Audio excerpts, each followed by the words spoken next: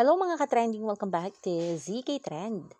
Kahit nga walang proyekto na magkasama, sina Donnie Pangilinan at Bel Mariano ay patuloy pa rin ang pamayagpag nga ng karera ng dalawa sa industriya.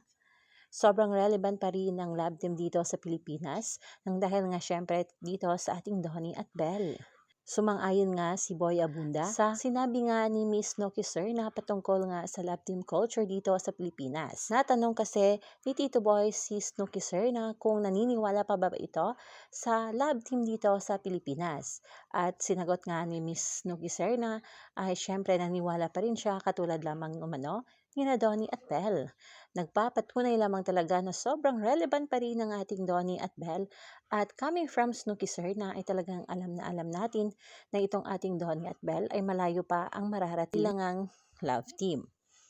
Ngayon, sa nakikita mo, in today's generation, palagay mo relevant pa rin ang love teams?